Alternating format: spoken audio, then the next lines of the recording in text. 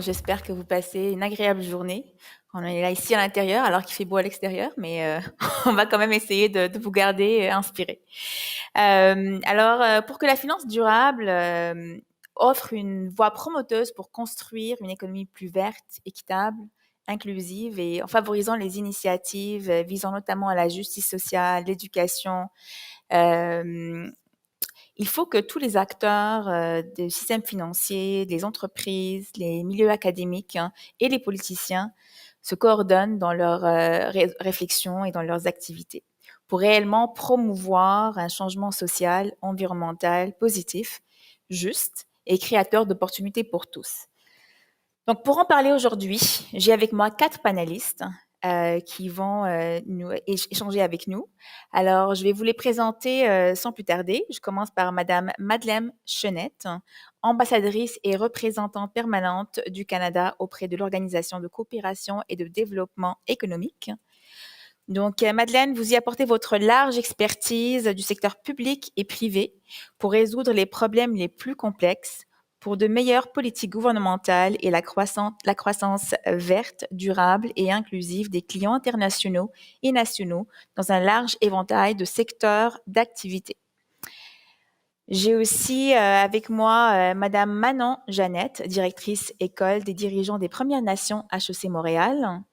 Donc maintenant, vous êtes notamment ex-chef de votre communauté, la nation de Micmac de Gaspé.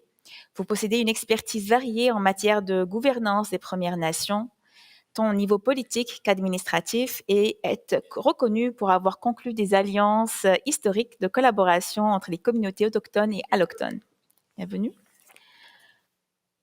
J'ai aussi Madame Marie-Chantal Lortie, vice-présidente adjointe, partenariat, Banque de développement du Canada. Donc, Marie-Chantal, votre expérience en partenariat, stratégie et marketing vous a mené de l'Organisation des Nations Unies pour l'alimentation et l'agriculture, en passant par l'Agence canadienne de développement international et la SCHL, à maintenant la Banque de développement du Canada. Donc, bien hâte de vous entendre. Et Monsieur Frédéric Cricorien, vice-président développement durable, affaires publiques et gouvernementales chez Énergir. Vous possédez plus de 20 ans d'expérience en affaires publiques, de même qu'une expertise en responsabilité sociale des entreprises, particulièrement dans le milieu de l'énergie et des ressources. Vous êtes aussi notamment coprésident de Switch, l'Alliance pour une économie verte au Québec. Donc, merci à vous 4 pour être avec nous aujourd'hui. Donc, tout d'abord, au niveau du fonds, nous, de notre côté, nous croyons que des investisseurs tels que le Fonds Solidarité ont un rôle à jouer pour contribuer à la finance durable et ne jamais prendre pour acquis ou nous perdre de vue l'humain qui doit rester au centre et au cœur des réflexions. En ce qui nous concerne, c'est directement lié à notre mission, à la mission du fonds. Dès sa création, il y a 40 ans, le fonds avait l'objectif de remédier au contexte socio-économique difficile des années 1980 pour les travailleuses et travailleurs du Québec. Aujourd'hui, les enjeux sont différents, ont changé, mais l'action du fonds est tout aussi importante. Le fonds vise en effet à soutenir le Québec dans sa transition juste vers une économie durable. Donc, on entend beaucoup parler de transition juste. C'est quoi au juste une transition juste? C'est une approche qui vise à favoriser la progression de l'économie vers un modèle plus vert et sobre et de façon équitable et inclusive en invitant les personnes et les communautés concernées à contribuer aux solutions et en s'assurant que cette transition soit créatrice d'opportunités sociales et économiques pour tous. Autrement dit, c'est une approche fondée sur la justice sociale, la sensibilisation, la formation, l'inclusion des travailleurs et des communautés impactées par la transition aux discussions qui vont modeler leur avenir. En 2018, le Fonds s'est donc positionné sur la question avec son plan de transition énergique où il aspirait d'abord à soutenir financièrement les entreprises et les projets alignés à l'économie de demain et en deuxième temps à accompagner ces entreprises partenaires ainsi que les travailleurs et travailleuses du Québec dans la transition. Donc, si on commençait par d'abord essayer de comprendre votre propre définition de transition juste. Alors pour vous, comment vous définissez la transition juste? On va commencer d'abord par Madeleine. Bien, merci beaucoup, Salwa. Et je tiens à vous remercier de m'accueillir à distance comme ça de Paris. Je crois qu'il fait encore plus beau à Montréal qu'à Paris, alors on va essayer de rester parce qu'il est tard chez moi. Mais je trouve que tous les sujets qui ont été abordés dans la conférence sont totalement en lien avec ce que l'on fait à l'OCDE, l'Organisation de coopération et de développement économique. Et le sujet, l'humain d'abord, fonder une société juste et inclusive pour tous, est sans doute le meilleur des sujets. Ceci étant, vous avez quand même bien défini le sujet, alors je vais sans doute renforcer certains de vos messages. Divers pays, dont le Canada, ont pris des engagements ambitieux pour réaliser les objectifs climatiques de 2030 et de 2050. Au Canada, la transition énergétique mondiale propose une occasion économique et de création d'emplois énormes partout au pays, dans tous les secteurs d'activité. Les travailleurs et membres de la communauté des travailleurs doivent être définitivement au cœur de cet avenir carbone neutre. On parle de plus en plus du terme emploi durable dans le contexte des travaux visant à réaliser que la communauté internationale appelle une transition équitable.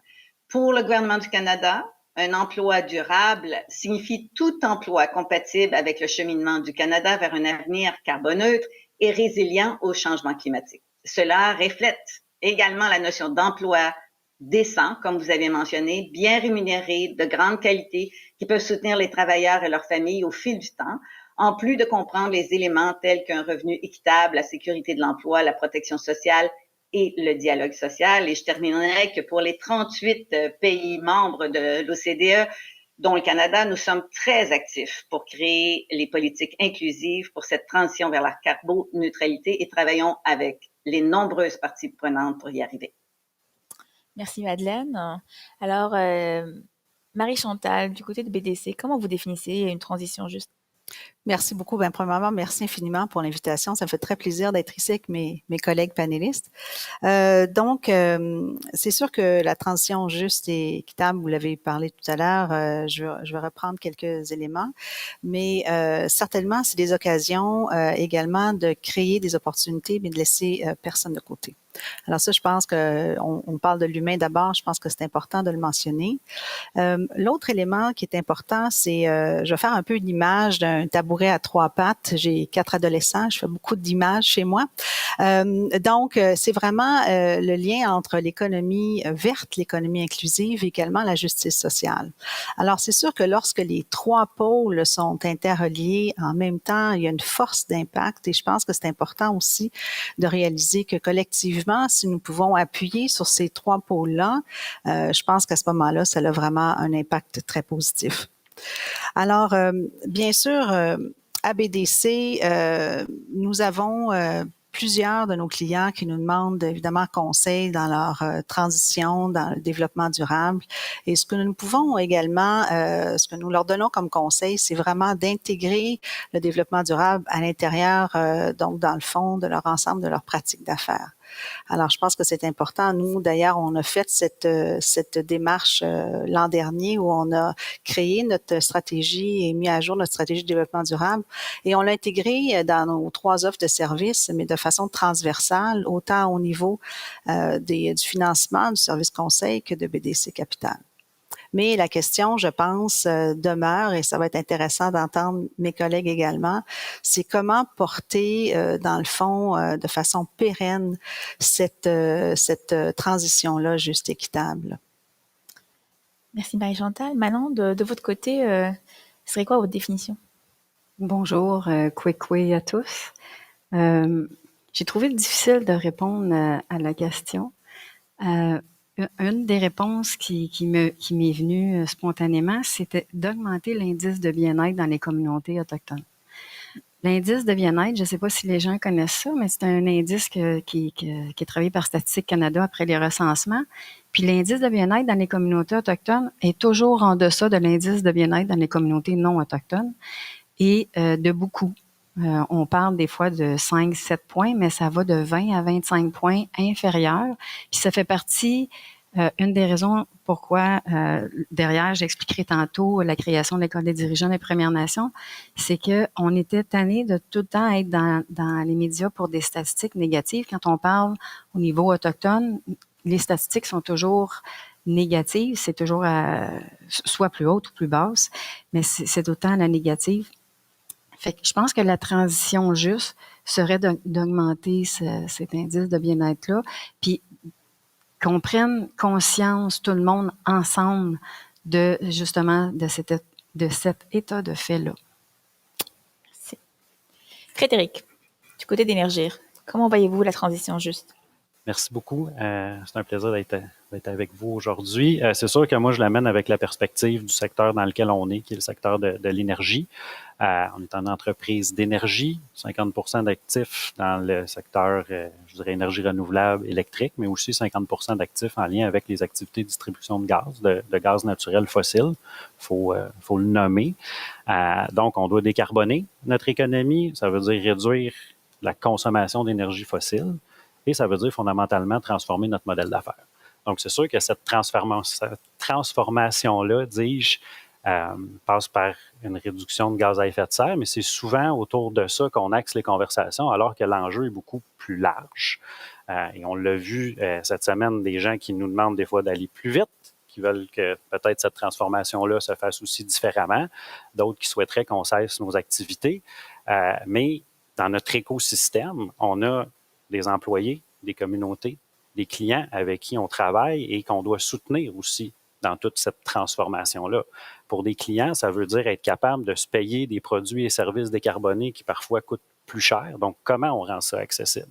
Pour des communautés, ça veut dire devoir aussi travailler dans un contexte où il y a plus de projets qui vont se faire sur le territoire qu'ils occupent. Comment ils sont capables d'avoir leur place à l'intérieur de ça? Puis du côté des employés, des travailleurs, que ça peut autant inquiéter que mobiliser ce genre de transformation-là, mais comment on les met dans le coup, comment ils peuvent voir le rôle et la contribution qu'ils peuvent avoir.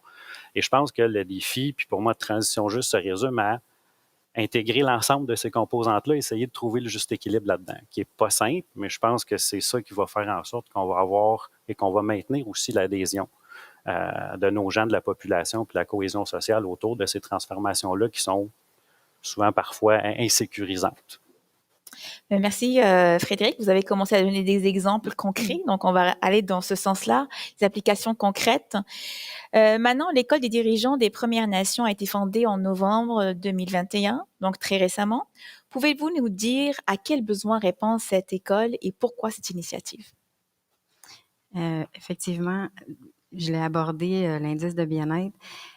Au début, quand on parlait d'école de dirigeants, c'est avant tout des formations exécutives, des formations centrées sur les besoins terrain, les besoins dans les communautés, parce qu'on veut créer un changement, on veut créer un impact au sein des communautés.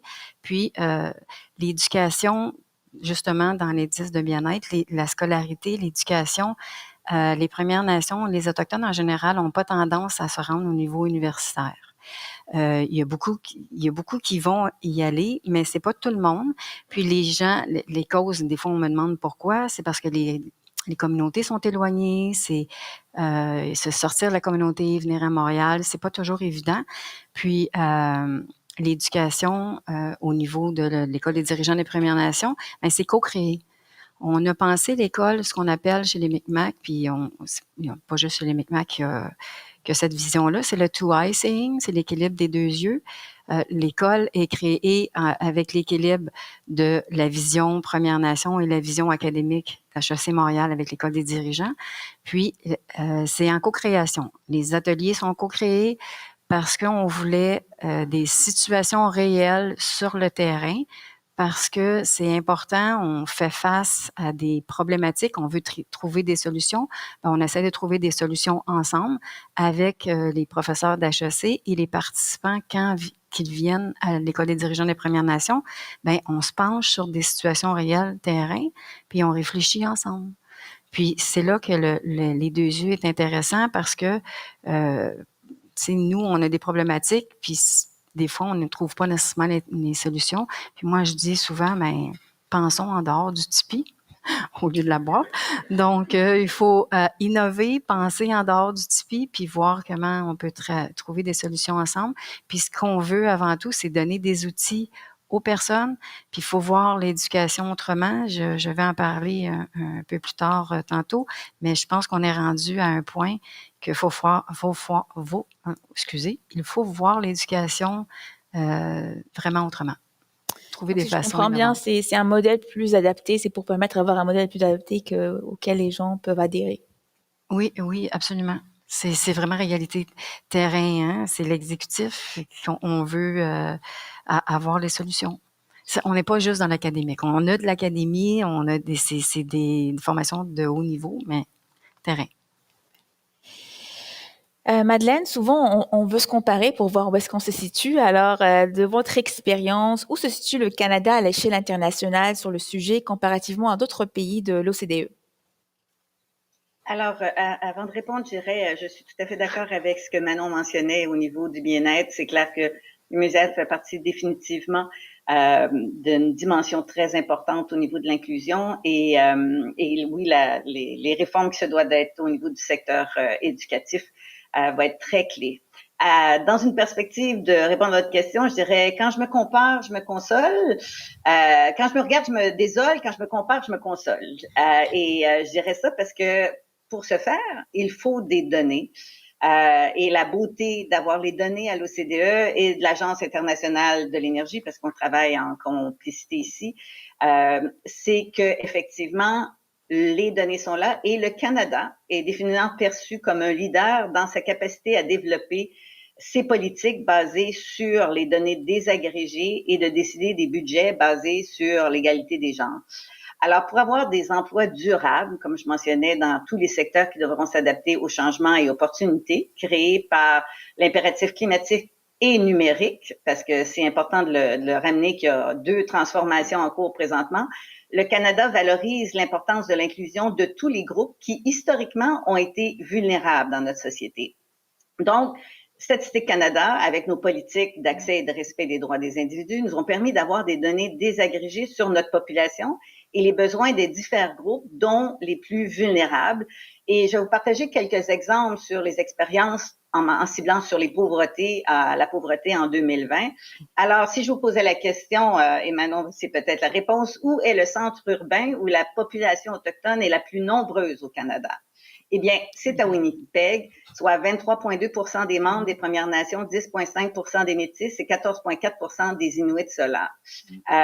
Parmi les groupes précisés, 10,8 % des personnes sud-asiatiques, 15,3 % des personnes chinoises et 12,4 % des personnes noires vivaient dans la pauvreté en 2020. La prévalence de la pauvreté varie considérablement entre les groupes racisés et les régions. Alors, par exemple, le taux de pauvreté chez les personnes noires était de 9,7 % à Montréal versus 15,8 % à Winnipeg. En 2021, au Canada, âgés de 15 ans et plus de 40 000 personnes étaient non-binaires et une personne sur 5 de ce groupe vit dans la pauvreté.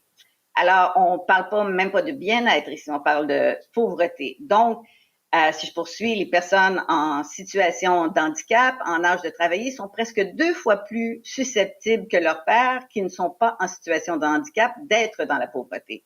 Alors, ces données sont juste quelques exemples pour démontrer qu'il y a beaucoup de travail à faire pour fonder une société juste et inclusive pour tous au Canada. Inclusion requise et possible pour contrer notre pénurie actuelle. Et ça, c'est des problèmes qu'on retrouve dans tous les pays de l'OCDE. Mais la beauté du Canada, c'est qu'on a des données factuelles sur les groupes désagrégés. Il faut que je mentionne les femmes qui sont aussi un levier économique exceptionnel. Des études montrent qu'en favorisant l'équité entre les genres et la participation économique des femmes à l'économie, le Canada pourrait ajouter jusqu'à 150 milliards de dollars au PIB. Et pour tous les pays membres de l'OCDE d'ici 2060, si on le faisait, cela permettrait une croissance de 9,2 % du PIB. Alors, on parle de gros chiffres. Donc, l'inclusion est essentielle. Et au Canada, seulement 17 % des petites et moyennes entreprises canadiennes appartiennent à des femmes et le gouvernement s'efforce d'accroître ce pourcentage. Donc, le Canada est définitivement dans le groupe de leaders quand il s'agit d'accès au travail des femmes. La proportion des femmes parmi les cadres en 2021 était de 35,6 % au Canada versus 33,7 % en moyenne pour l'OCDE. Mais le gros bémol au Canada, c'est l'écart salarial pour les salariés à temps plein. En 2021, 16,6% au Canada versus 11,9% en moyenne de l'OCDE. Donc, nous sommes loin d'être parfaits de ce côté-là. Je crois que j'ai assez parlé de l'inclusion avec des données. Maintenant, parlons de la transition qui était mentionnée également, car pour tous ceux qui sont d'ores et déjà sur le marché du travail, tous les secteurs seront impactés et nous devons d'ores et déjà réfléchir à cette transition à plusieurs niveaux. Alors, j'explique ce que signifie plusieurs niveaux pour moi. Pour les changements climatiques, voici 6 exemples de l'impact sur la main-d'œuvre.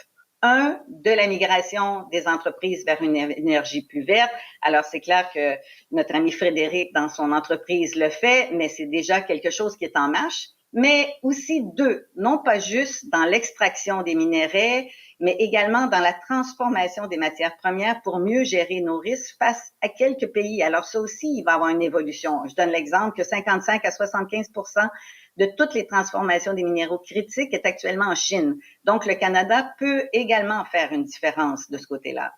3e point, cela impacte aussi l'industrie pétrochimique dans la fabrication et la récupération du plastique. On sait jusqu'à quel point que ça influence les océans présentement. Mais derrière ça, 4, dans l'innovation de produits alternatifs au plastique, mais également dans l'innovation de toute l'économie circulaire, de tout produit pour réduire l'empreinte du carbone.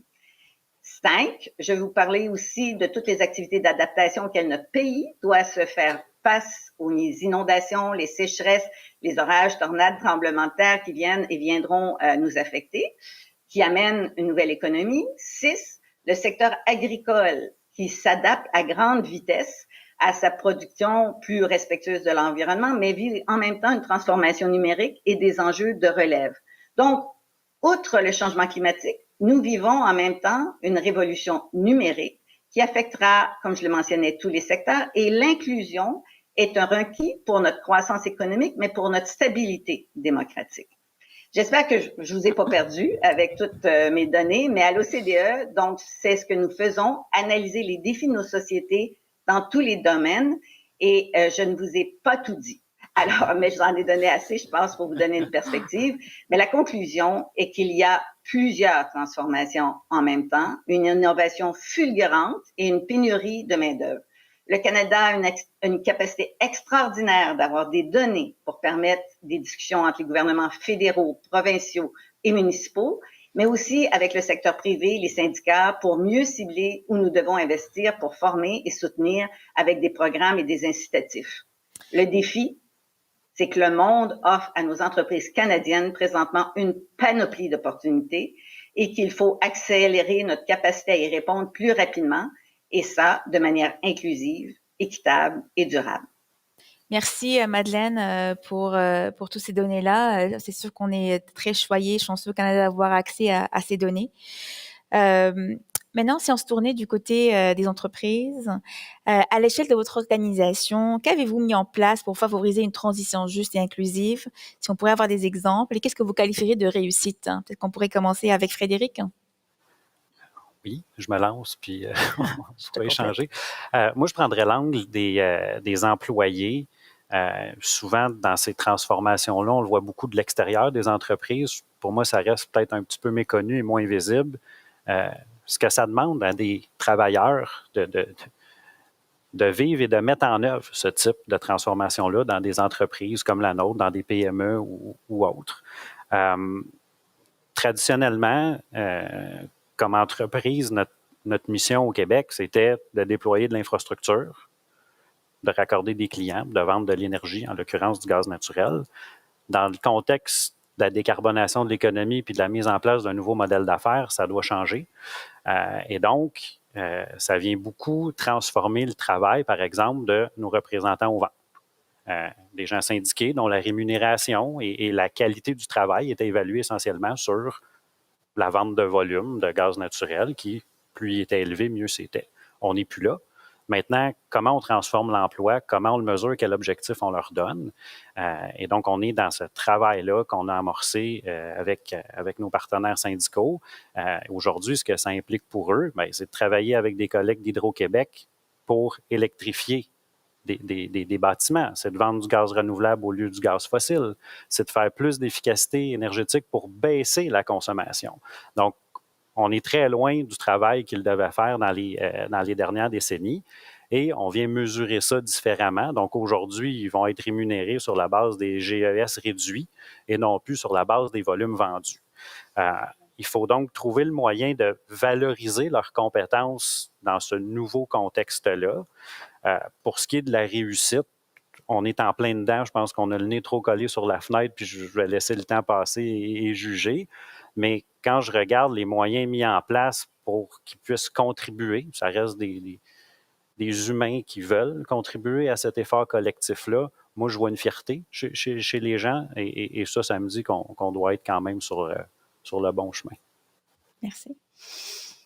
Ben, du côté de BDC, alors c'est sûr que nous, notre rôle est vraiment, dans le fond, de soutenir les PME au Canada pour dans leur cheminement, comme je disais tout à l'heure, au niveau de leur prospérité même durable. Je parlerai peut-être rapidement de 3 exemples, puis après ça, je parlerai un petit peu plus d'exemples par rapport à ce que je fais à tous les jours, c'est-à-dire le partenariat. Donc, au niveau du développement durable, alors BDC est la première institution financière à avoir été accréditée B Corp. Alors, pour ceux qui ne le savent pas, l'accréditation B Corp est une accréditation basée aux États-Unis, mais qui, dans le fond, il faut avoir des exigences sociétales et environnementales. Et à chaque année, il faut passer à travers cette exigence. Alors, nous en sommes très fiers.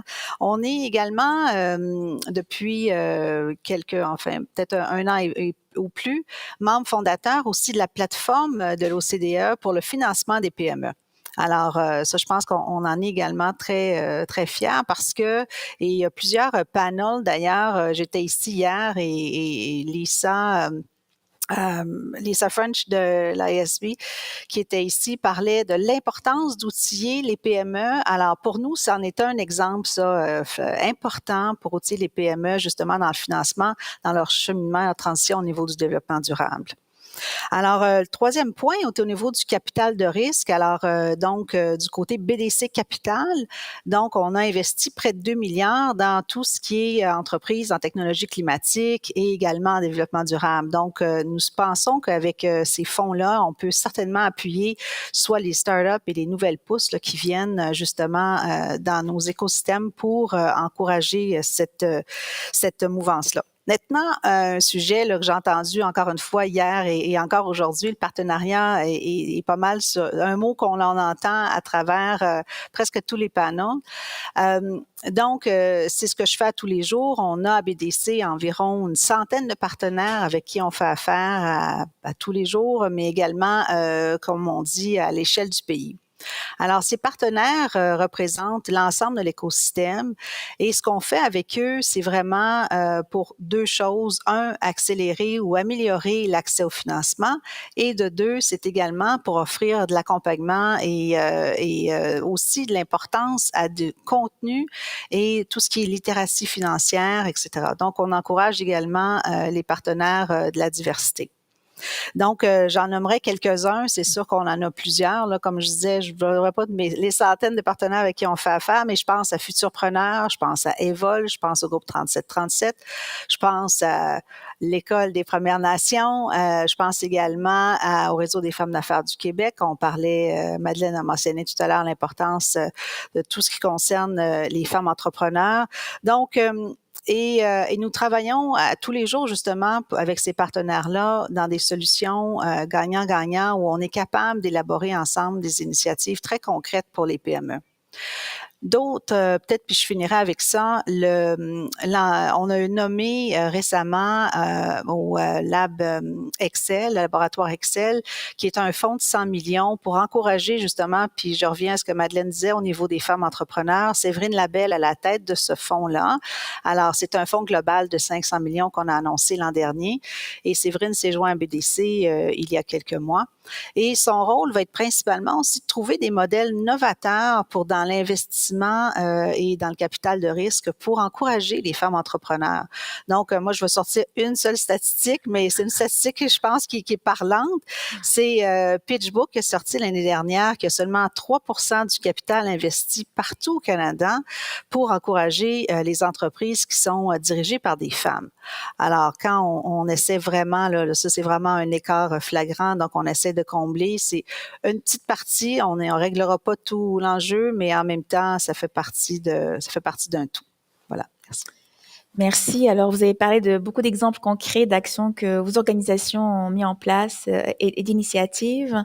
Si on se tournait rapidement, puis je vois le temps filer, pour parler des talents. On en parlait des solutions pour les entreprises, mais pour ce qui est des talents, on a une pénurie de main-d'œuvre, on le sait, tout le monde le vit. Alors, qu'est-ce que vous faites pour promouvoir la diversité et l'inclusion, mais surtout pour l'attraction et la rétention des talents? Rapidement, si on voulait partager des initiatives qui sont faites à l'intérieur, soit Énergir ou BDC. Je sais que vous, moi, je le prends avec humilité, fait que je vous laisserai peut-être les collègues pousser peut-être plus loin. Sur toute la question de la diversité, évidemment, bon, on a une politique ESG, 5 priorités, la diversité en fait partie. Ceci dit, on n'est pas nécessairement à la même place sur ces 5 priorités-là.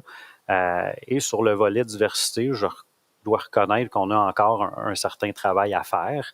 On a certains secteurs dans l'entreprise qui sont plus diversifiés, mais de façon générale, on doit le travailler. Et comment on a décidé de le prendre, c'est de se dire, si on veut accroître la diversité de la main-d'œuvre, il faut créer une culture inclusive pour justement propice à accueillir cette diversité-là. Donc, c'est là qu'on est parti avec la sensibilisation, bien conscient, leadership plus inclusif et tout ça. Et surtout dans l'optique, puis vous y avez fait état tout à l'heure, dans un contexte de transformation, de changement où on a besoin d'idées nouvelles, on a besoin de faire les choses de façon différente. On a besoin d'avoir des gens d'origine, de culture, de pensées diverses autour de la table.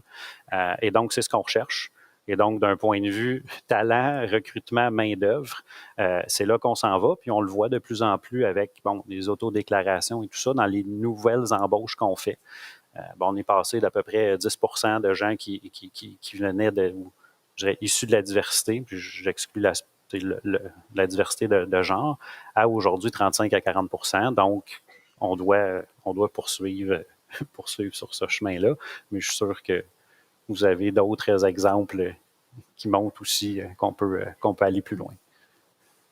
Merci Frédéric Cloutier, BDC. Parlez-nous un peu de votre approche. Oui, merci. C'est une excellente question. C'est sûr que le DEI chez nous fait partie, autant à l'interne qu'à l'externe, fait partie de nos valeurs intrinsèques. Mais j'aurais aimé ça rajouter le B également pour belonging. Alors, le sentiment d'appartenance est aussi tellement important. Et c'est drôle parce que je lisais justement, je feuilletais le livre de Mark Carney qui Values, qui dans le fond, il y a un élément qu'il mentionnait dans son livre, c'était sur le lien entre la mission de l'organisation et également le sentiment d'appartenance. Et lorsqu'il est rentré à la Banque d'Angleterre, il a demandé, évidemment, il faisait le tour de ses nouveaux employés, etc. Puis il se demandait pourquoi vous travaillez à la Banque d'Angleterre. Puis les gens répondaient défis intellectuels, ça a été l'environnement de travail, etc. Mais il n'y en a aucun qui a mentionné la mission de l'organisation. Alors, ça l'a un peu sonné. Et du coup, il a décidé au contraire, de remettre à jour la mission de l'organisation et également de la faire vivre au cœur de l'organisation. Fait que je trouvais que c'était quand même un bon exemple. Et chez nous, à BDC, on fait justement revivre et on s'assure que la mission de l'organisation soit vraiment au cœur même de nos valeurs. Je parlerai peut-être d'un exemple, j'en ai plusieurs, mais je vois aussi que le temps file, mais j'ai un exemple que je trouve qui est peut-être intéressant à faire ressortir en parlant de la relation entre le sentiment d'appartenance et ce qu'on peut faire chez nous. Il y a dans une équipe, l'équipe TI, l'équipe d'informatique, on a vu qu'il y avait énormément d'inéquité hommes-femmes. Alors, on a créé en partenariat avec la Banque nationale, justement, un programme d'attractivité, si je peux dire, parce que ça faisait partie d'un volet de la question, d'attractivité de talent pour justement assurer qu'on avait autant enfin, plus de jeunes femmes qui venaient chez nous et qui restaient et qui pouvaient aussi grandir au sein de cette équipe-là. Alors, on a créé ce nouveau programme-là qui s'appelle Forte et qui, dans le fond, un programme de coaching, de mentorat, d'accessibilité, etc. Mais ce qui est formidable, c'est que c'est l'idée d'une jeune fille qui travaille chez nous. Et puis, je voulais la saluer parce que je trouve ça extraordinaire que, un, elle a eu l'idée, deux, qu'elle a foncé, puis trois, qu'on l'a écoutée. Voilà. C'est super.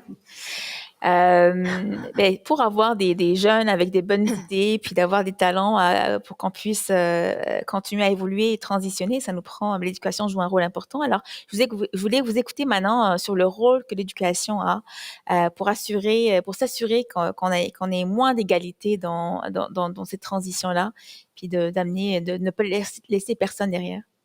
Mais je pense qu'il faut voir l'éducation différemment. On a différentes façons d'apprendre. Chez les Premières Nations, on nous apprend dès le jeune âge d'apprendre en observant. On doit observer nos aînés faire, on va dire, des raquettes pendant tant de temps avant de nous-mêmes pouvoir en faire. Puis quand on se sent assez sécure, on peut se lancer. Alors, c'est de voir ça autrement. Nous, on est propriétaire d'un des plus gros parcs éoliens au Canada. Puis, c'est sûr que quand on a parti notre projet qu'on appelle le Mesgi'gug-Jozun, qui veut dire grand vent en français, on n'avait pas des ressources humaines qui avaient les compétences nécessaires pour aller travailler sur la construction du parc éolien. Bien, on s'est dit, on va prendre le temps de mettre la formation en place, de former nos gens, ce qui fait que sur 300 emplois dans le parc éolien, on avait 110 Micmac qui pouvaient y travailler. Fait qu'il faut voir ça autrement. Je suis allée faire une tournée économique avec le maire de Gaspé en France.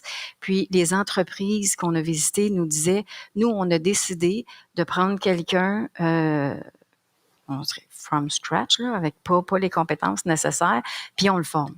On le forme en entreprise, on lui apprend parce que on veut avoir la personne formée selon ce qu'on veut, mais en même temps, c'est de voir aussi d'aider l'empowerment de chacun des individus, les aider à aller plus loin, de dire oui, on leur offre une formation en entreprise, mais rien n'empêche que cette personne-là peut, à un moment donné dans sa vie, peut-être aller s'asseoir, faire un certificat à l'université, aller prendre une formation au niveau exécutif.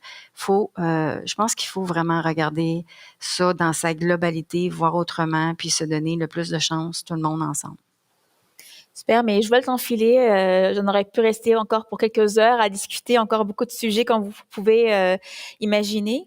C'est sûr qu'en tant que société, nous avons encore du chemin à parcourir, comme vous l'avez tous mentionné, mais il y a quand même beaucoup d'exemples très concrets, puis des belles initiatives. Puis au niveau du Canada, on est quand même pas mal avancé. Puis surtout, on a le souci d'avoir ce débat, puis ces réflexions-là, puis d'échanger là-dessus. Alors moi, ça me mobilise. Je suis optimiste de voir à quel point on veut. Il y a une volonté d'échanger, puis de faire avancer les choses. Puis c'est sûr que vous l'avez mentionné, ça prend la collaboration, ça prend le partenariat, ça prend que différents acteurs se mobilisent tous ensemble et naviguent dans le même sens pour qu'on puisse avancer tous ensemble. Alors, je voulais vous remercier tous d'être avec nous aujourd'hui pour cet échange. J'espère que vous avez été inspirés par les propos et ce n'est que le début de la conversation. On a encore beaucoup à se dire là-dessus. Alors, un grand merci à vous quatre d'être avec nous aujourd'hui. Merci.